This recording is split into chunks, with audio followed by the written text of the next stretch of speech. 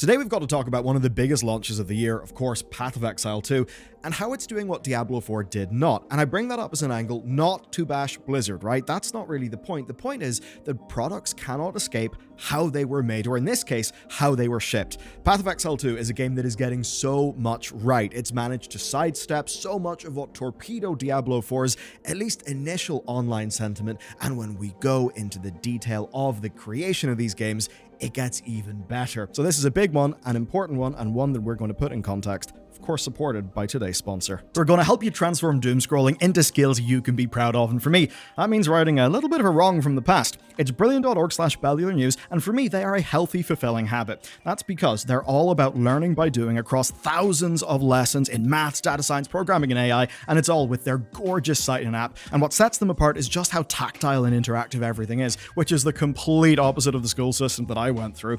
I used to love science, but I just couldn't get engaged in advanced maths topics, actually. And to be honest, it's been a little bit of an insecurity, a bit of unfinished business, and that's why I'm enjoying their maths pathway, especially geometry. It's funny, spatial problem solving has always been like a little bit tricky for me, and of course that's where Brilliant's interactive visualizations are just perfect. It's a real good foundational skill, of course, the sort of thing that's useful across just everything, but it's so often not taught well, and of course this is just one pathway. Now personally, I use the app. I love the app's layout, the illustrations and the UX are just delightful. You can just feel the passion behind it, and it's nice making my phone something that works for me rather than distract me. So you can do the same. You can turn the doom scrolling into a daily learning habit today at brilliant.org/Bellular News, where you'll get a 30-day free trial and 20% off an annual plan, which is something you won't regret.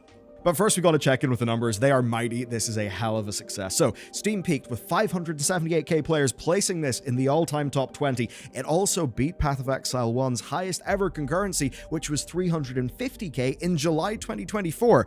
So yeah, old game, but no slouch. And of course, it's not even free to play yet. All of this represents at least $30 of revenue, so yes, this is a lot of money for the company. And through the weekend, it of course was topping Steam's bestseller list. But it's not only selling in Steam. As an example, my PC, well, it must have got access to my Twitter feed because my PC rapidly unalived itself, so I've been playing on PS5.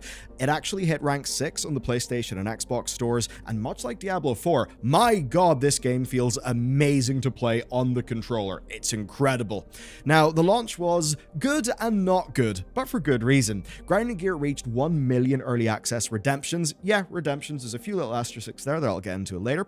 They hit that before the launch, and they knew the servers would be a problem. They actually had way more success than they thought, than they forecasted, which is almost surprising to me. It just seems like this was inevitably going to be a humongous event. I guess they modeled for humongous and got double humongous. Anyway, the servers were completely rammed. A last-minute crash that hit the majority of users was found, so they delayed the launch, but eventually the game came out, and just about all was well. Over on Twitch, well over 1 million people were watching, and even SteamDB broke. And that's pretty well, because it was literally just people checking how the launch was doing.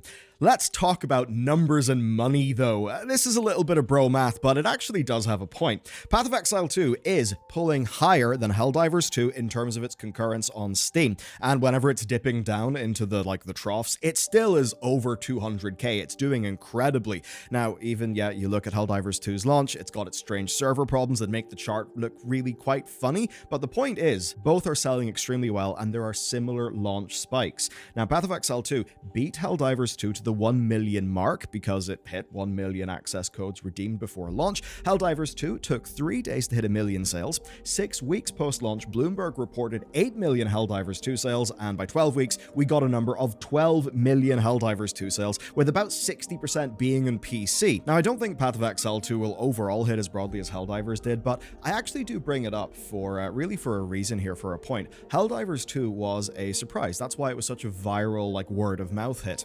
And in many ways with Path of Exile 2, it's achieving the same. Grinding Gear Games had expectations for this. Those expectations were probably modeled off how many people were playing Path of Exile 1, right? But what we've seen is viral word of mouth carrying Path of Exile 2. And that's because, well, it's actually managed to do something that is altogether more ambitious, risky, and impressive. We live in a world where many games don't earn their marketing copy. Path of Exile 2 does, so it's billed as a next-generation ARPG. And it really is. See, here's the thing. I've realized I actually don't like ARPGs in the traditional sense. Once the sugar rush ends, I am just incapable of caring. The gear doesn't work for me. But Path of Exile 2 actually does click. Another one that clicked for me is No Rest for the Wicked. Both are refreshingly different action RPGs, and that's what Grinding Gear seems to have pulled off. And it's why I brought up Helldivers, because it was a big surprise, right? That's why it sold so much better than Arrowhead, even like optimistically modeled. So whenever you hear a game being billed as, you know, this is the Skyrim of that, or the Dark Souls of this, you often roll your eyes and think, oh, really? That's the... But no, in this case, actually, kind of is like that. Path of Exile 2 is slower, it's more methodical, it's got a dodge roll, and a dodge roll that feels pretty damn good. And that's allowed Grinding Gear to design the combat differently. It's slower, it's harder, it actually feels way more engaging and involved to me than just a big numbers go brrr. You know, the actual feeling of skill and mastery is really there. That's why I'm continuing to play it. It's why I liked the bit of No Rest for the Wicked that I played. And most importantly for today, it's not what people tend to expect from the ARPG genre. And I've got to wonder if that positive word of mouth, people saying, yeah, this is an ARPG, but it's actually different. It's trying more. The boss fights are actually worth doing just for being good boss fights in a game. That is a type of word of mouth, and being ambitious with the design of this game that actually seems to be moving the needle, and making this hit harder than Grinding Gear even expected. And when we look at both it and Diablo 4 and try to learn lessons, it actually gets more interesting. Both are games that are basically channeling a hell of a lot of Diablo 2, and they are both games that try to slow the pace way down and amp up the meaning. That's what D4 tried to do with its launch, but, well, it didn't really work that well. Now, there are many parts of D4 that I think are pretty excellent, but it didn't really land its design. And post-launch, it's basically succeeded by turning itself into a far more fast-paced game, essentially borrowing lessons from Diablo 3, which means that, yeah, there is a new Diablo game to play, but it's not really one that's daring, that's next generation, right? Whereas here, Path of Exile 2, it has also tried to be a little bit slower, a little bit more methodical, but it's actually managed to stick the landing and succeed, and that is a humongous achievement. And in the biggest picture, that's because, let's just say you're somebody who loved Elden Ring, and tens of millions of people are in that category. Well, Diablo 4 would have very little to offer you. They do not play anyway similar. Path of Exile 2 can credibly target that market and get non-ARPG grinders in. And that means that this could truly expand the genre. I don't want to shock you, but expectations sort of do matter. And while expectations for this were high, it was also well built to handle things not being perfect. Diablo 4 launched at a big full premium price, with, of course, a premium early access on top of that. And that meant that players were rightly scathing whenever things just did not feel that well thought out. PoE 2, though, is overtly an early access game, right? That's the whole point. And the core of it kind of just goes like this. The world is rich, big Diablo 2 vibes, it's immersive, it's dense, the gameplay is absolutely outstanding, the bosses are refreshingly outstanding for the genre, unlike, say, Diablo 4, where a lot of people were kind of disappointed by that. And then, of course, there's Path of Exile's home turf, Buildcraft. Frankly, it terrifies me. It's nearly limitless, but it's that in a way that's all about the player, freedom and expression. Just looking at clips, looking at GIFs on Twitter, the amount of cool shit that people are building is genuinely kind of inspiring. However, it does share one thing with Diablo 4, and that is not a lot of praise for loot. For now, what I understand is basically, whenever you level up, the vendors will refresh, and actually quite often you'll be getting your better sources of gear from those vendors, at least in the earlier level up flow. And it's kind of funny because D4 got loot wrong with launch. But, right, the thing that matters here the most is the core gameplay and the buildcraft, and those absolutely seem to be outweighing the loot concerns. Plus, it's early access. That means players have got reasonable expectations. Right now, the game has got half of its campaign. You basically complete it again in hard mode, and then you're into the end game. And it's even funny the way that happened, because Path of Exile 2 initially started off in 2019 as a new campaign for Path of Exile. Basically, things escalated, and now we're here. And by the time they hit 2024, they realized something. Well, we shouldn't do the rest of the campaign right now. we need to do a launch with a full-ass endgame. And that's exactly what they did. Here's a quote from them. This is them talking about their recent development. Part of what we're trying to do with early access is get the game right, and I think that if we had scaled endgame down, then we wouldn't really be getting the true reflection of what the game would be. And that, folks, is the kicker, the big thing. Diablo 4 did not have any of that, and I again do not say this to bash Blizzard developers. Seriously, I don't. Most people are good and want to do good, and as developers, they would have killed for a launch like Path of Exile 2, one that had reasonably set expectations, that wasn't asking for so much money even though core parts of the game were kind of ill thought out, one that's basically designed to make the game over time as best as it can be for their players with their players. And even sticking within ARPGs, we have another success story from this year in Last Epoch. It did just that. But for the biggest picture, we need to look at another game that's similar in a way, and that's Baldur's Gate 3. Obviously, totally different games, but it released with just a fraction of its content in early access, and that gave Larian the finances, feedback, and the time that they needed to make what is easily one of the world's best ever role-playing games. And why? Well, because that was slowly made with their community over time. And that is exactly what Grinding Gear have set themselves up to do here. Of course, like Larian, their one thing, the literal mission of the company is ARPGs. And that gets me to the real point. Larian and Grinding Gear had experience and control. What did Blizzard Entertainment have? They had scale, chaos, pressure, and misery. So whenever I say that you should care about how your games are made, this is why. Because we want them to actually be good. Diablo 4 is a really strange project. It started off as an over-the-shoulder action game, then it was rebooted, and then all spare resources were poured into finishing the damn thing, all of course to hit its big release target. And from the CEO's vantage point, it of course worked. D4 was an astounding success, one of the games of all time, the fastest selling Blizzard game in history, 12 million players within 2 months. And of those millions, how many purchased the far more expensive early access edition? Probably quite a few. I mean, within 6 days, it generated $666 million of revenue, and that, folks, is stonks. Leaks suggest $1 billion in revenue by September 2024, with $150 million coming from microtransactions up to that point. Yet, through a lot of that time span, the players were not happy.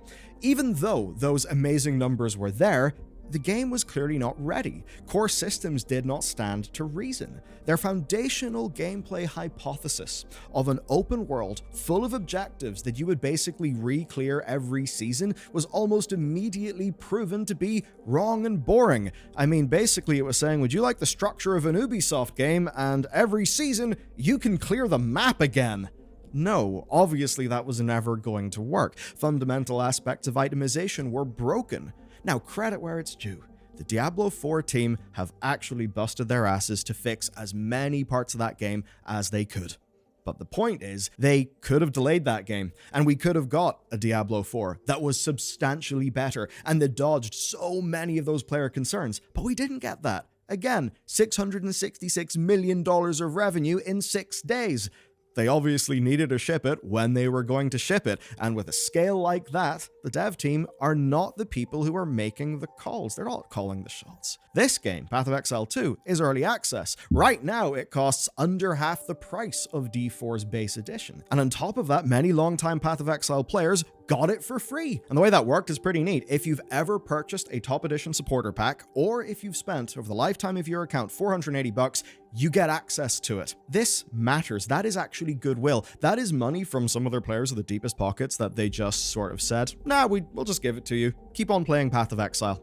They've also ensured that they're not killing PoE 1.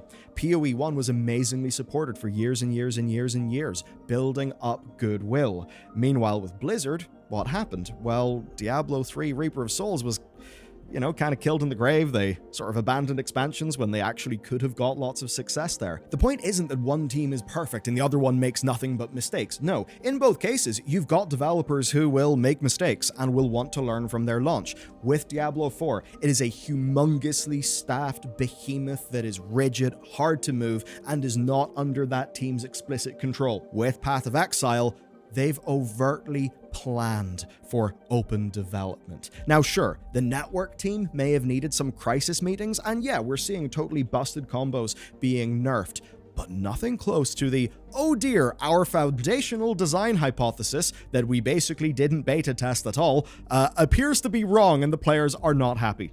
Which is what would have happened inside Blizzard, and must have stung. And that's the power of designing for early access. No rushing to hit the quarterly earnings, quite the opposite. PoE 2 was in fact delayed. See a lot of that account stuff, cross, like microtransactions and everything? Well, the game was delayed because they basically had to re-architect all of their server and account stuff to make that work because, there's like shared microtransactions. And the games are going to be running concurrently as well. Grinding Gear know the PoE 2 is different in a way that some people will not like. That actually means that PoE 2 has a reason to exist, unlike a certain other sequel from a certain other company that's probably in both of our minds right now. But that's not the final point. We're going to have to talk about scale because the numbers here, I don't want to say they're shocking, but my god, do they prove a point. If you go onto LinkedIn right now, you will see that Grinding Gear Games have got between 51 and 200 employees. Quickly Googling around, I've seen it being reported as like 140, 150, and I'm sure there will be more people in the credits, like outsourcing and stuff. But that's a fraction of the Diablo team. In fact, right, I have it from sources as of last year that Diablo was the single largest game team at Blizzard Entertainment. And at one point, I know World of Warcraft, in and around that time, was about 550 people. So you likely had north of 600 as the core dev team of Diablo 4. And that comes out as a bit of a troubled project, even though it sells a lot, makes money up front. We then look at this game, a game that is not burdened by having to find work for 600 to 1,000 people to do. Because, what the hell? How are you going to make a game that way that's actually good and crafted? Okay, I'm going to play a lot more Path of Exile. We will keep you up to date in this story, because it's one of the good ones. And sticking with good ones, watch this next. It's really fun. It's basically GOG giving a big slap back to Blizzard and winning so much free PR. I think you'll find it fun.